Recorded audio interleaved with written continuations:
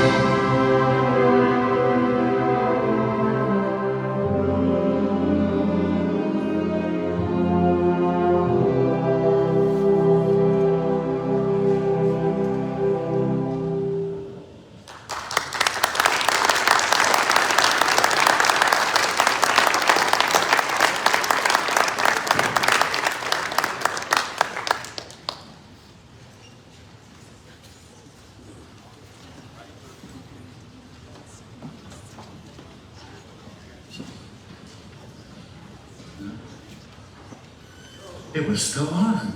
All right. Speaking of conductor, we now find ourselves all aboard a great locomotive. And in the territories of 1800s Georgia. In the early years of the Civil War, Georgia was largely protected from military hostilities, leaving it free to ship arms and munitions, food, and supplies to the Confederate troops on the battlefields to the northeast. It was the importance of this extensive rail system to the Confederates that prompted James Andrews, a Union spy from Kentucky, to attempt a daring effort to disrupt the 138-mile rail connecting Atlanta to Chattanooga. Along with 18 Union soldiers dressed as civilians, Andrews arrived at Marietta April 12th of 1862. Here they boarded the northbound train, pulled by the General, a wood-burning locomotive built in 1855. At Big Shanty, the train stopped so the passengers and crew could eat breakfast. Andrews used this break to uncouple the engine, wood tender, and 3 boxcars from the passenger cars. Then they sped off with the goal of damaging as many W&A tracks and rail bridges as possible. Hearing the General steam out, Conductor William Fuller and 2 W&A employees ran out of the hotel dining room, pursuing the stolen train by foot for several miles. Ultimately, Fuller would commandeer the Locomotive Texas and, joined by Confederate soldiers, finally catch Andrews' raiders. A race Joel Chandler Harris later characterized as the boldest adventure of the war. This composition for concert band is based on this fascinating event in American history, and we would like to take you on this ride we call the Great Locomotive Chase. This piece is composed by Robert W. Smith, who unexpectedly did pass away this past September at the age of 64. He was a very prolific writer for both concert and marching bands, as well as other ensembles, and we felt it fit to recognize him and his compositional efforts today with this piece, again, entitled The Great Locomotive Chase. We hope you enjoy this exciting journey.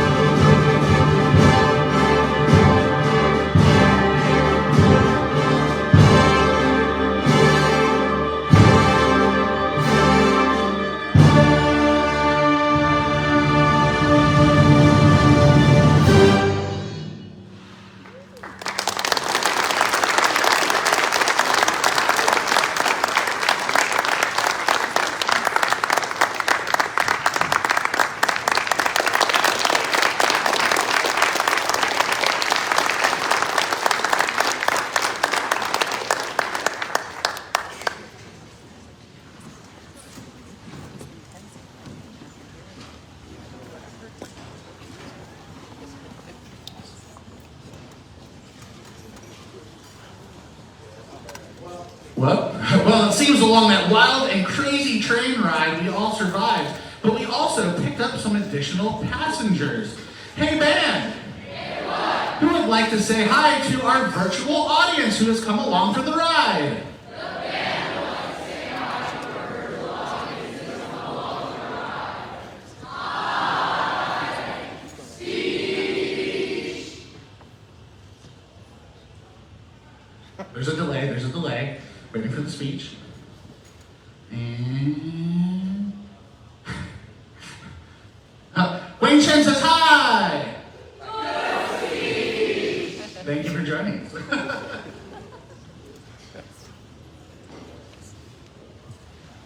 All right, well, if we thought that was a treacherous journey, we have now found ourselves in an area that kind of is reminiscent of London as well as Atlanta, but we definitely sense that danger, imminent danger, is amongst us. In this piece titled Imminent Danger, heavy bass and syncopated rhythms of dubstep, an electric dance music that originated in London in the late 1990s, is combined with the sounds of trap hop, an electric subgenre of hip hop that originated in Atlanta, also in the 1990s. In this piece, you might feel a looming sense of danger that is evoked by the dissonant harmonies, syncopated and seemingly disjunct rhythms, and also flowing melodic lines. This is a modern piece by composer Jennifer Rose, who composed this just last year. This piece is entitled Imminent Danger. Good luck.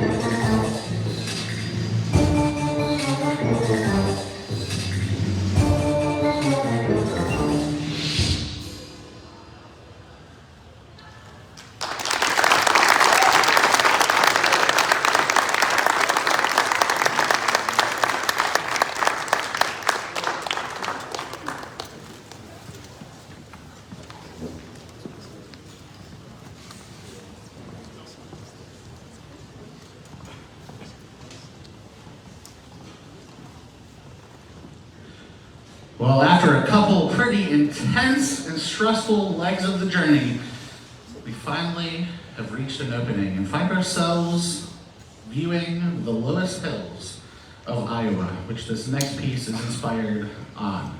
This is Richard Saucedo's composition entitled Awakening Hills.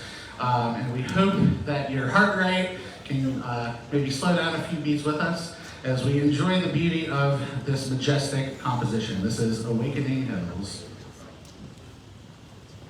Also, I feel after that intense journey, you all deserve a second round of punch and cookies as well, remembering that at the end of the concert, these Kilties will make them disappear. It's a magic trick that happens every year. I don't know how they do it, but it works. So again, Awakening Hills, Richard Saucedo.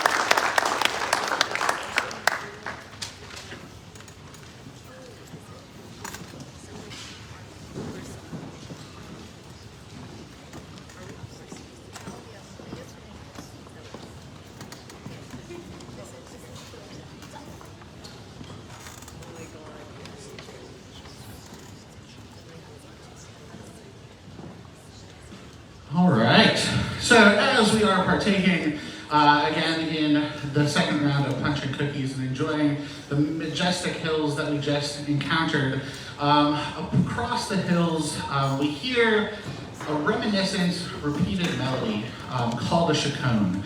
And this is the basis of the next piece we're going to perform, which is the first movement from Holst's first suite in E-flat for military band.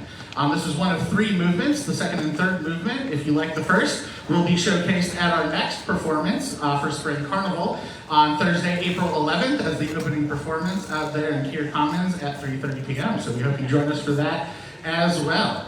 But yes, the Chaconne is a repeated bass line that is sort of a theme and variations that Holst based off of a folk tune and a similar folk tune for the melodies of the second and third movements, which again we'll be presenting for you in a couple months. So this is Holst's first suite in E-flat, movement 1, titled Chaconne.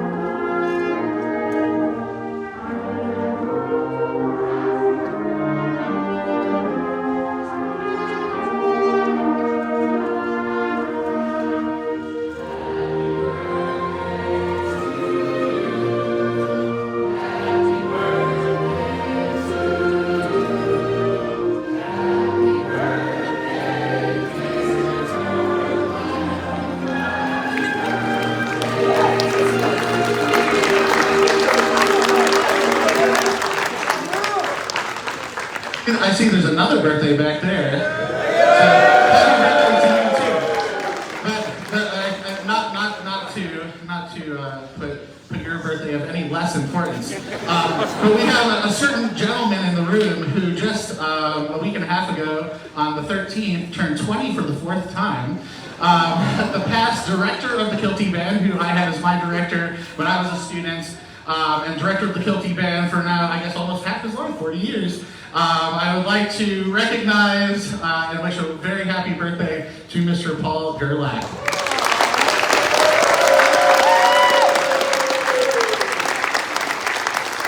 Hey, wants to wish Mr. Gerlach a happy 80th birthday? Happy birthday! You knew it was coming.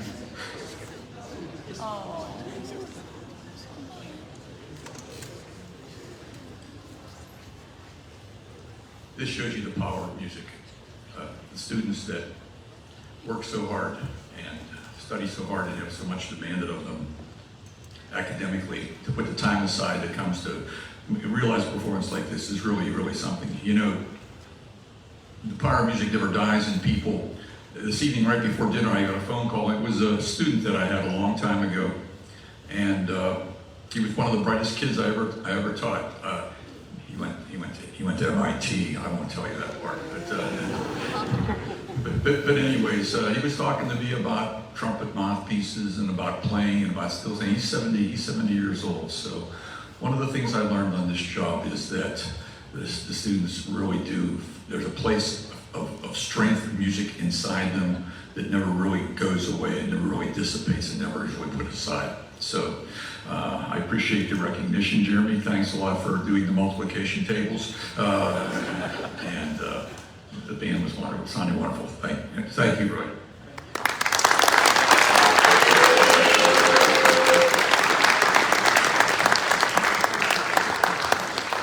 All right, so now that you've heard Happy Birthday a la Holst, here is the first suite in E-flat first movement by Gustav Holst.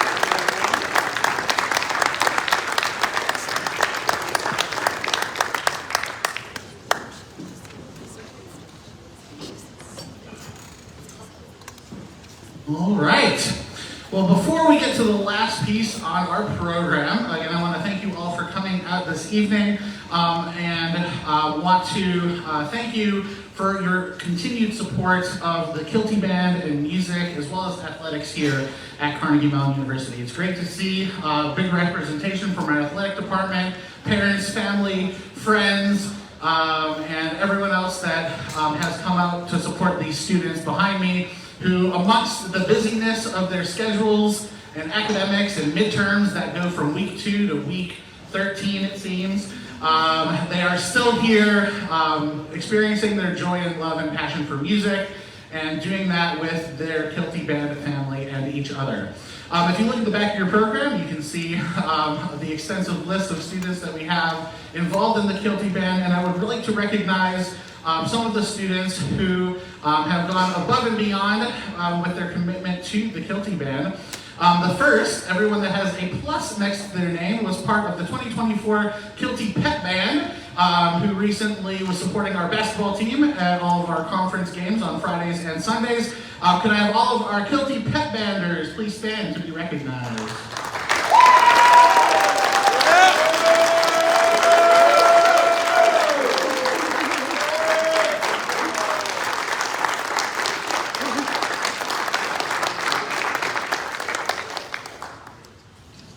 We also had a select group of Kiltie Band participants, 6 in total, that were selected from a selection committee and panel to participate in this year's Pennsylvania Intercollegiate Band Festival. This is the 76th year that that festival has taken place, and it's also the longest running festival of its kind. And this year, again, we had 6 students that participated in that festival, traveling up to Grove City on February 2nd, participating in almost 2 full days of intense rehearsals and putting on a terrific concert with college students from 20 other universities across the state of Pennsylvania. Can we please have our Pennsylvania Intercollegiate Band participants please stand to be recognized?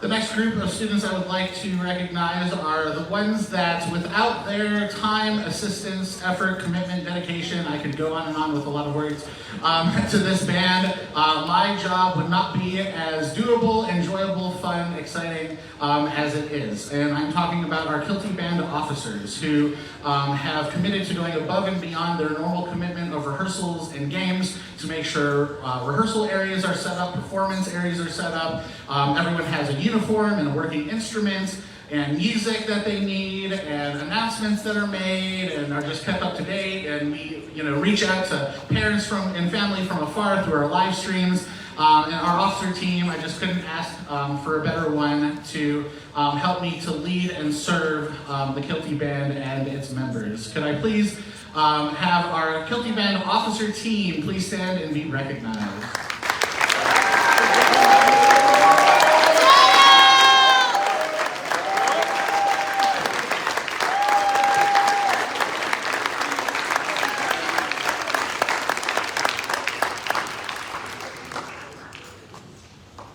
Last but certainly not least, this group of students have dedicated up to 4 years of their time here at Carnegie Mellon to being in the Kiltie Band and making it a significant part of their college experience here. And I am talking about our seniors. This is obviously one of the more sadder recognitions, while also exciting, because we look forward to seeing where their futures take them and what their future endeavors unfold, and we wish them the best of luck. And as this is their last midwinter concert for many of them with us, but again, they still got one more with us, Spring Carnival, 2 months from now. We hope to see you there. I would like to have a rowdy and heartfelt congratulations to our band seniors. Could you please rise to be recognized? To the band seniors.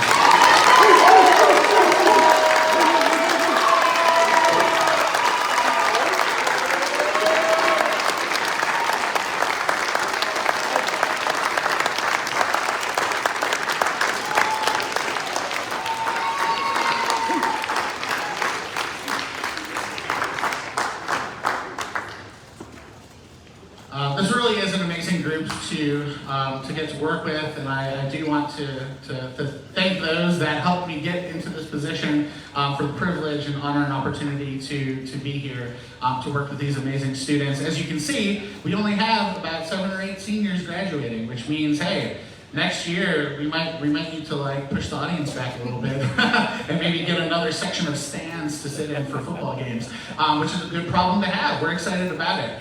But thank you all again for coming out tonight. This wonderful group behind me would like to end with Circus Days, a march by Karl to get us excited about Spring Carnival. What better piece than a nice little gallop called Circus Days? Thank you again for coming out. Please take some more punch and cookies on your way out. Otherwise, again, the Kilties will take whatever's left, and I'm sure they appreciate whatever you have left them as well. Thank you. Have a wonderful evening. Good luck with midterms and exams to our students. Have a wonderful spring break, and we look forward to seeing you on April 11th. Thank you.